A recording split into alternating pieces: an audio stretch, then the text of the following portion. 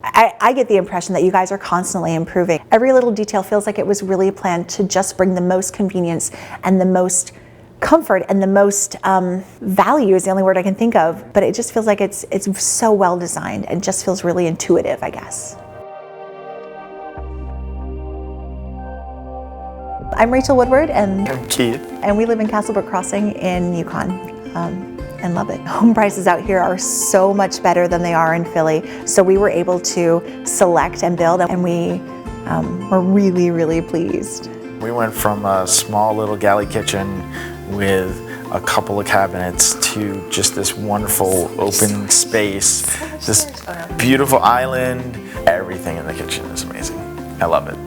The light fixtures that you love so much over the island. There are so many little details that just feel like home. We moved in and right away it felt like this is ours, this is our place. I love that we have videos of our 4-year-old, who was 3 at the time, standing in his future bedroom in his little coat and looking around and trying to help him visualize. We went in already having our colors picked, but then matching our colors with the tiles and the countertops and that whole process was really good. It was really fun. They've been so quick to respond and so kind. Just feel like they're on our side and willing to help with everything they can.